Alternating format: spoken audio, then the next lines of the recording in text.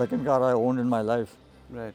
The first one was a Triumph Herald, which I bought. So this was the car that you also had when you were young? Yeah, actually, when I finished my school, then I told my dad, I don't think we can manage in one car, Yeah. so I need a car. Yeah. So he said, I've got this thing, Fiat, you buy an Ambassador. In fact, that's how I bought this car. Okay. I said, no, I don't want an Ambassador. I want to buy a foreign car. Yeah. So I don't know, he must be in a good mood. Yeah. He said, okay. So I went to the STC Yeah. and I saw this, not this particular car, but exactly the same thing. And it was owned, that car was owned by a professor in IIT, Right. an English who must have come on exchange or something. And I think the professors probably don't drive that much because it had done only 1200 miles. Okay. So it was like a brand new car. Right. And I used that car for about till 78. I bought it in 66 and I used it till 78. And she was, I'm sure I took it to Bombay also. I was in Bombay for 2 years Right. trying to do business management. Okay. So those 2 years that car was there. And she never, I never had a puncture also. In both my cars, I've been that way very lucky. No puncture, never held up on the road. But these were also quite common. I mean, No, in they were those made days. in India. They were made in India Yeah, that they time. were yeah. made in my standard company. So I bought this recently, I think about 6, 7, 10 years ago. Right. And I replicated it to the car that I had. So the I got all the specification fittings, is exactly- because the grill is different, Right. the bumpers are different, Right. interior is totally different. Even in that car, I had done a lot of, put a lot of gauges. And in fact, when people from college meet me now, after 50 years, they don't ask me how you are. They say, "You remember you had a sports car?" They think this was a sports car. A red sports car in college, how is that? I said, oh, that is long gone. So I think it's important, you know, again, with the stories, the cars that you keep are all connected with your past and In your fact, memories. I would tell the future collector that there are two ways of collecting the car. Either you do it according to the market, you see, but I would prefer doing a cab which is close to your heart. That way you enjoy it more. Yeah. Like this car is the Cadillac, everything has a Yeah. connection with me. There's a connection. Yeah. So that's why very true. you feel more satisfied when you do Correct. those kind of cars. I guess that sort of determines your taste in cars as well, as you said. You know, it's what you've grown up with Yeah. and what you used to sort of grown look up to. It's the posters that were on your wall as well, and what you sort of admired when you were younger. And then, in those days, there used to be a lot of American magazines also. English magazines, I think there were 2. Right. The Americans, there were, so we used to see more of those magazines. That had a bigger influence Yeah, from that point of view.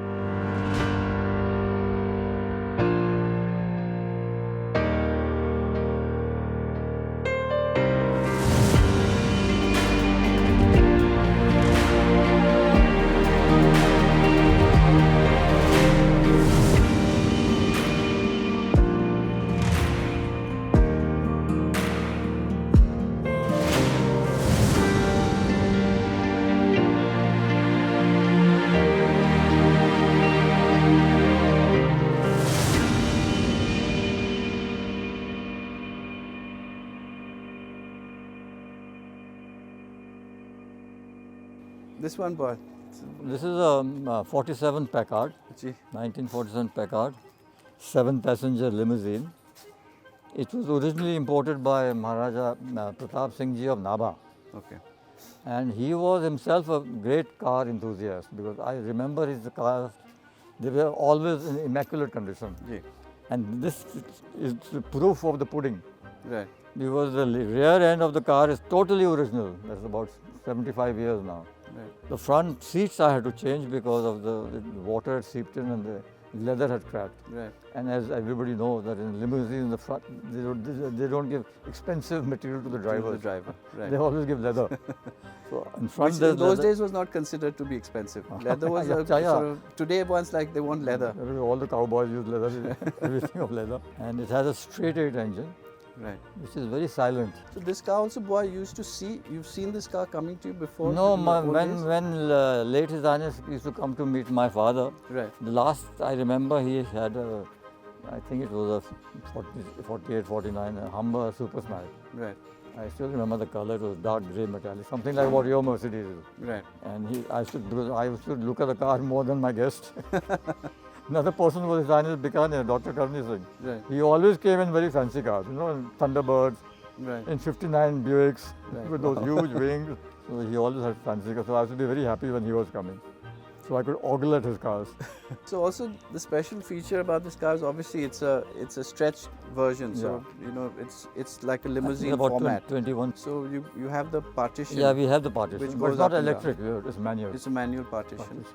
And in this case, again, what you found the car was in extremely original condition. It was in this condition, except for the paint. Because as I told you, the previous owner was Mr. Chawla. Right. Mr. Chawla bought it from His Highness Naba. Right. Probably his garage was a little short, so he used to park it outside. Okay. So I think from somewhere in the doors or somewhere the water seeped in. Right. Luckily the rear end is perfect. Right. So you've actually done nothing to the rear end. Nothing, It and is even the exactly- roof line is original. Only thing I had to tighten it because it had sagged a bit. Ji. Otherwise everything is original. And there's nothing missing in this car. All handles, everything. If you see, everything is in perfect condition all. What about mechanically? Mechanically she's very good. Only thing she has a problem and only one chap can start it. But in one of the rallies of course she overheated, that's all. So I had to wait and let the fuel pump cool down and then again start. But the engine is very nice, very silent. Right. I find straight 8 engines more smoother than the V8. No, she's absolutely gorgeous. Even the doors. In the dog. And even this, the crest that you put over here, Yeah. really sort of looks lovely on this. And this is something that, I've also started doing on my cars. That I've got somebody who comes and, Yeah, with the paint brush. Yeah. What is it called? Paint yeah, brush. so he hand paints the crest. So you've obviously done this while you've repainted the car. Before I put the clear coat, I think. Right. And then you put the clear coat on that. It's come But out the other really ones are stickers. nice. Acha. Because I had a crest in this car, but he had made it too big. Right. I think it was looking out of proportion. So I removed them. That's why the 2 rear doors are repainted. Right. So I've got my person, I'll put him in touch with you. We can come and do your crest as well. You're doing quite a good job now. And with this bonnet, also opens both ways? This system came in the Buicks also. Right. Like if you want to work this side, you open this side. You want to work that side, you open that side. And if you want to do some major work, then you open both sides and remove the The bonnet. bonnet comes off.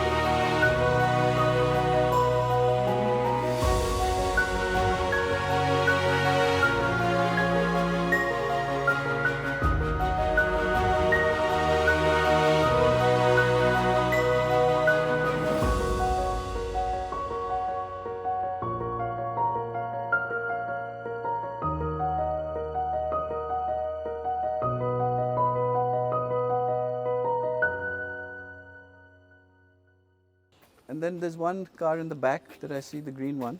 Yeah, that's the predecessor of the Ambassador. Right.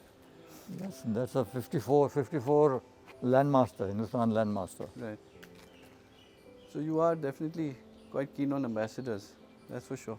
And This is Project. my next project is a 54 Dodge convertible. Ji.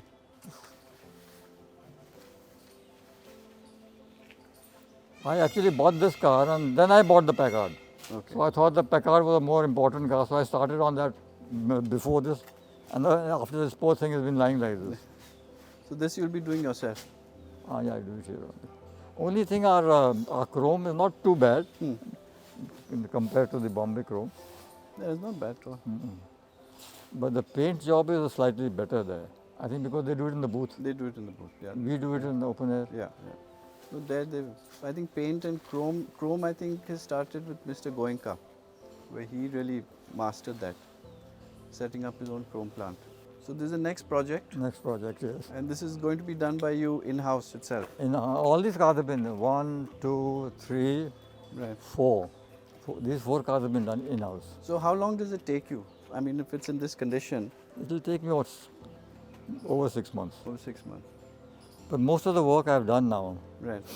The denting is done, this thing, So you do all of that. You do the cosmetics as well as the mechanicals. everything, mechanical, cosmetics, seats, Right. roof. So 6 months is not a bad turnaround time Hmm. to get a car totally turned around from this condition. Because you see, I don't have so much of manpower. Right. So when one chap finishes one work, then he starts the other one. It's not that 4 people get onto the Then same. it could be even Like faster. if I have to take out 4 wheels, one Right. chap will take out. In those big workshops, 4 people will take out. So it will come out in a jiffy. Yeah, yeah. No, they have large teams over there, and all the latest equipment also. And that all also the, makes all a the big power difference. equipment. Power equipment. You can, do it much faster. So your love for cars is also sort of extended into the more modern. Well, Era. those are once you start driving those cars, Ji. you don't feel like driving these cars. Yeah. No, but it's a totally different experience. Total different. Totally different experience.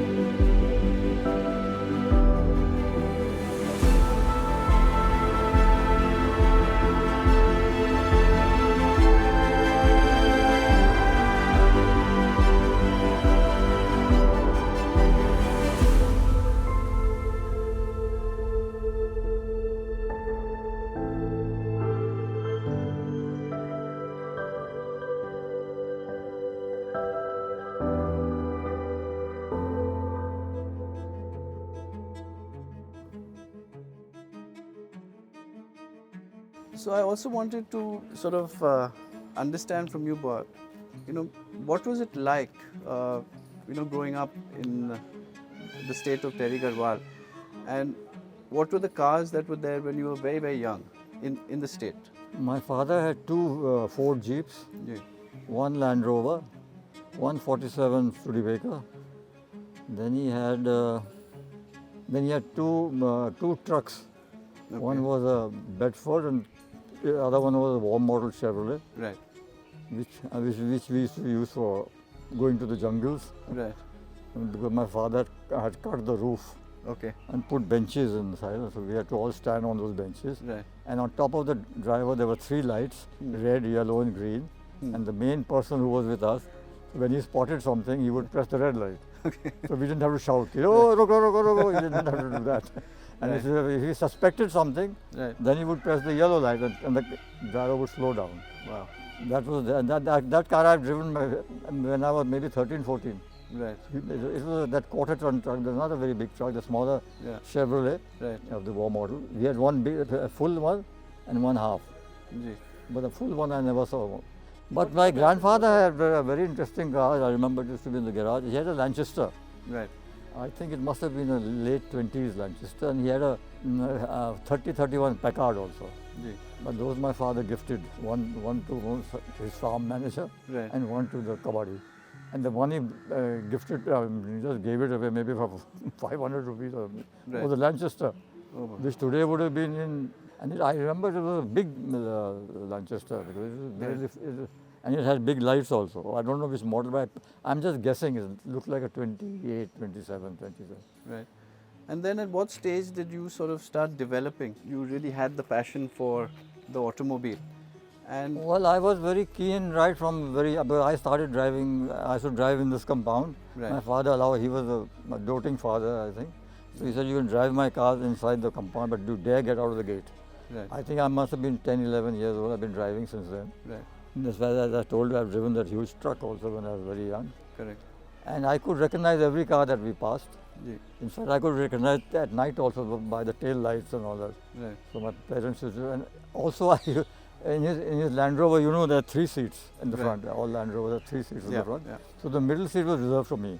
Okay, So I used to sit there and I used to change the gears. And when he was driving in the hills, right. and not once did I miss a gear. Okay. I knew exactly in which gear he was wanting to go in. Ji. So I think from the age of 10, 11, 12, we started I started. So what was it first? Was it the way the car looked? Was it the sound of the engine, or did you really enjoy driving? No, I don't think in those days we really bothered. I didn't bother for the sound of the engine, just the looks. Right. So the way the car looked, and then Yeah. gradually the driving Driving, experience. yes. So you wanted to drive the But car. these cars are, as I told you, they're not really a driver's car, Right. but those days all cars were like this. And then, you know, as you said, as you were then growing up, you had the Herald, which was there when you were in University. university. And after that, because me growing up, I mean, the first exposure I ever got, or first time I ever learnt anything about restoration was because of you.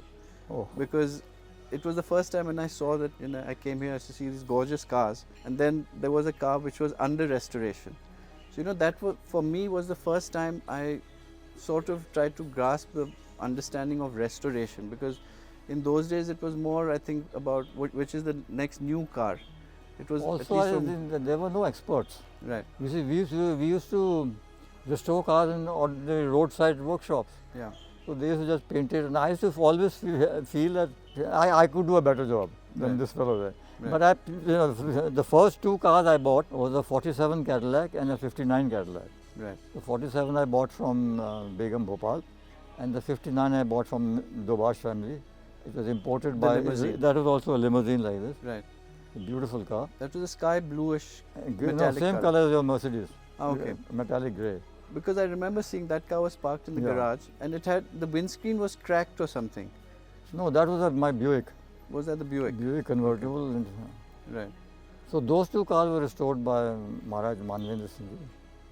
But it's important to document all of these things, because, you know, again, even the car space is changing and evolving so much. You know, as combustion engines, they're moving towards trying to, you know, electric now. get them out, and the EVs are coming, electrics are coming. I mean, one doesn't know where that's actually going to end up, because one is now hearing that they're taking a step back also. So, you know, it's important to, you know, document a lot of these stories, the cars which are there as well. And the other thing obviously is, like, I mean, we're in Delhi, and you've got these gorgeous cars, but you can't use them. You can't use them. So, you know, that's another thing. What is your view and That is thought a on very this? important thing for the upkeep of the car. Right, Because if you don't drive them, then they stop. correct. And then you have to start almost from beginning. Change the point, change the condenser, the spark plugs, open the carburetor, clean it. Correct. And then once you open the carburetor, you need a kit. Right, And those kits are not available. right. So it's very difficult now. But it's also important to preserve these, no, boys? As So I think our club has done a lot in that direction. But yeah, so we did get permission to use it on because it's shows. because there is a law which says you can import cars now which are pre 1950. So they've relaxed that part somewhere. But then you come to a state like Delhi, where they say that, you know, You any can't cars drive. beyond 15 years you can't use. So again, there's a bit of a contradiction Yeah, of there is sorts. because we did fight this case in the NGT, Right. but I think they were adamant. Now No, even again, if they allow us to drive on weekends, yeah, well, how many cars will there be on weekends? Everybody is not going to drive every weekend. yeah. And these are not So like the- people's first cars that they're just using every day. It's like they come It's out on only, yes. occasions. So yeah, so I think one should. But I'm very happy to because I've been lucky to see this hobby almost germinate from Right. nothing. The maintenance and the restoration is Yeah. it has changed many folds. Correct. I've seen a car being painted with an ordinary paintbrush. Right. You know, I went to a show and I went to this gentleman's house. He was one of the officials. And I saw some young boy painting his car in a bucket of paint and with a paintbrush that we use in our house. Right. So I asked him, what is he doing? He was spoiling your car. He said, no, I'm painting it for the rally tomorrow. Right. No, and against that, I met you at the Oberoi Concourse event Just in Udaipur. it was definitely international standard. Yeah. I mean, everything was perfect. As we were discussing, the venue They knew was outstanding. The quality of the restoration of the cars that were all, there they were all plus, was, excellent plus. yeah. So, you know, that standard has gone up. Very high. And I guess it's also gone up because even the values of cars have gone up. And all the material now is available because they can import it. Correct. First we had to use all Indian paints. Yeah.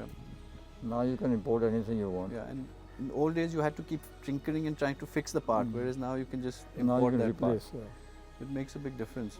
But that's that's a good thing, because a lot of the cars which otherwise might have been scrapped are also getting saved. Because Yes, again, that is one of the big points. Otherwise, these would have all gone to the scrap because nobody Yeah. will be able to maintain them. yeah. So I think while the prices are going up and it's painful to be wanting something and to buy it, but I guess that price increase is also saving these cars, Yes, because yes, the yes. owners are then seeing value. No, then people with lower budgets buy lower cars like these. Right. So there is something for there everybody no, now. There is quite a awakening, I think, amongst people there. They're Yeah. quite keen now. Yeah, yeah. A lot of young people have got into it also. Also, I wanted to discuss this point that earlier there was a lot of focus on the pre-war cars. When people used to talk about the space, it was more vintage kind of They thing. used to be. Now, at least what I'm seeing, and More when I'm classics. talking to my friends, it's the classics are what's more important to them, and even the modern classics. And what they want today is cars that they can also get into and drive and enjoy the driving pleasure. Whereas the classics have that mixture of both. Ji. They look old, but they drive Better. decently. Yeah. So I think that's an important part, and also as we see from your collection, it's the cars that we all sort of grew up admiring Grew up with, yeah.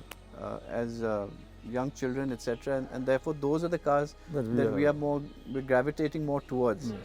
The vintage is, again, in my own personal view as well, it's not something that excites me that And much. this is one of those real Rolls Royces. Yeah, and but the- there's the story, the history, yes, that all of that plays. Also looks wise, but the ordinary Fords and Chevrolets and Austins and Morrises Right. of the 30s and 40s, they don't Yeah, they don't they excite don't really interest. anyone. Going back again to your collection, because again, you and your cars, etc., have played a big influence in my own Okay. love for the passion for these cars. And I remember growing up, we used to have the yellow Mustang. and again coming here, I think it was in maybe late 70s or early 80s, going I for a bought it drive. in 1980, 81. Yeah, so maybe around in the that early time. 80s. Because in those days, he used to come quite often to Delhi. Ji.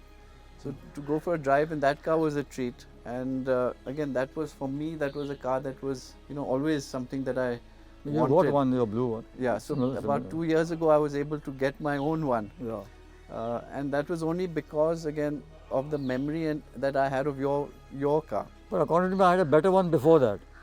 I had a 69 Fastback, Right. which is a much prettier body, Right. and it had a 351 engine, not the normal 302.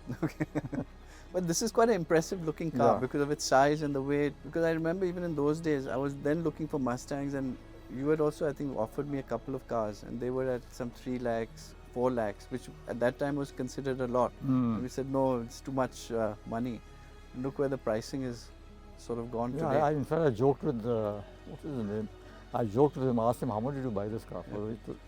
30 lakhs or something. Yeah. Not bad. I bought it for about 45,000. Yeah. I remember even the yellow one, once you had taken me, it was parked in some garage, and they were asking for some 25,000 or something. And you also asked me that, are you sure you want this car? You want to pay 25,000 for this car? In those days, I still would not Those forget. people were very particular about mileage. Right, The first thing is, how much mileage does it give? right. And those cars don't give any mileage. Yeah, yeah. No, great. So, thank you, Ba. I mean, it's It's been a pleasure talking to you. it's always a pleasure. Always. And I love seeing your cars in your garage. Because every time I go there are new cars. Thank you, Ba. No, I mean, it's for me as well. It's a pleasure to speak to you. And as I was mentioning, that it's kind of